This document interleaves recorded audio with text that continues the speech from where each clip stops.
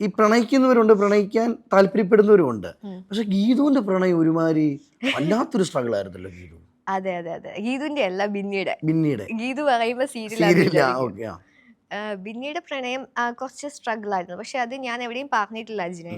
Like ഞാൻ പറഞ്ഞില്ല, ഞാൻ എല്ലാത്തിൻ്റെയും നല്ല സൈഡ് മാത്രമേ മീഡിയയ്ക്ക് മുമ്പിൽ കൊണ്ടുവരാൻ ഇതുവരെ പക്ഷെ ശ്രമിച്ചിട്ടുള്ളൂ. ബിന്നിയുടെ ജീവിതം ആളുകൾക്ക് അറിയണ്ട. ബിന്നി ഒന്ന് അതാണ് ചിന്തിച്ച് അല്ല, ഇത്രയും വർഷമായി. ഇപ്പൊ അങ്ങനെ ആയി, ആളുകൾ ഏറ്റെടുത്ത് എന്നെ കൊണ്ട് അങ്ങനെ പറയിപ്പിക്കുന്ന ഒരു സ്റ്റേജിലേക്ക് എത്തിക്കൊണ്ടിരിക്കുകയാണ്.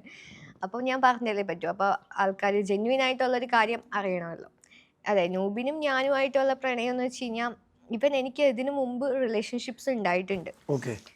റിലേഷൻഷിപ്പ് എനിക്ക് തോന്നുന്നു ഫസ്റ്റ് റിലേഷൻഷിപ്പ് അറ്റ് +1 +2 പഠിക്കുമ്പം.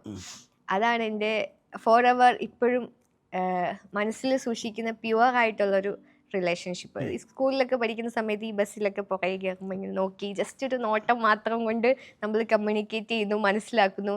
കുറേ നാളത്തേക്ക് ഒന്നും സംസാരിക്കുന്നേ ഇല്ല, ഫോണില്ല, ഒന്നുമില്ല. അങ്ങനത്തെ ഒരു കാലം 90s കിഡ്സ് കുറെ പേര് അത് എക്സ്പീരിയൻസ് ചെയ്തിട്ടുണ്ടാവും. കിട്ടത്തില്ല കേട്ടോ, അത് ഇന്ന് കിട്ടും. ഇപ്പൊ എല്ലാരും ചാറ്റ് ചെയ്തു, നമ്പർ വാങ്ങിച്ചു, വിളിച്ചു. അതെ, നമ്മള് സ്കൂളിൽ ഓരോ ദിവസം വരുവോ, വഴിയിൽ നിപ്പുണ്ടാവോ, ദൂരെ എവിടെ നിന്ന് ഒരു ലുക്ക്, അതിപ്പോഴും മനസ്സിൽ അങ്ങനെ പ്യുവർ ആയിട്ട് കിടപ്പുണ്ട് കേട്ടോ. അപ്പം ആ ഒരു പുള്ളി ഒരു 3-4 കൊല്ലം എൻ്റെ പുറകെ നടന്നു. എനിക്കൊന്ന് 6ാം ക്ലാസ് 8ാം ക്ലാസ് മുതൽ പുറകെ നടന്നിട്ട് ഞാൻ +1 +2 ആയപ്പോഴാണ് ഓക്കെ പറയുന്നത്. അപ്പം അതുകൊണ്ടല്ല, ഞാൻ ഭയങ്കര ഇൻട്രോവേർട്ട് ആയിരുന്നു. അതും പഠിക്കുക, പ്രാർത്ഥിക്കുക, പഠിക്കുക, പ്രാർത്ഥിക്കുക. ഞാൻ സിസ്റ്റർ ആവാൻ പോയ ആളാട്ടോ. അതുപോലത്തെ ആയിരുന്നു. ലൈക്ക് ഗേൾസ് സ്കൂളിലാണ് പഠിച്ചത്. ഭയങ്കര സ്ട്രിക്റ്റാ. പ്രേമിക്കുന്നവരൊക്കെ കണ്ടു കഴിഞ്ഞാൽ അപ്പം ടീച്ചറിനെ പിടിച്ച് പറഞ്ഞു കൊടുക്കും, അവൾക്ക് റിലേഷൻ ഉണ്ട്, പൊട്ടിച്ചു കൈ കൊടുക്കുന്ന ഒരു സൈക്കോ ആയിരുന്നു ആ ടൈമിൽ.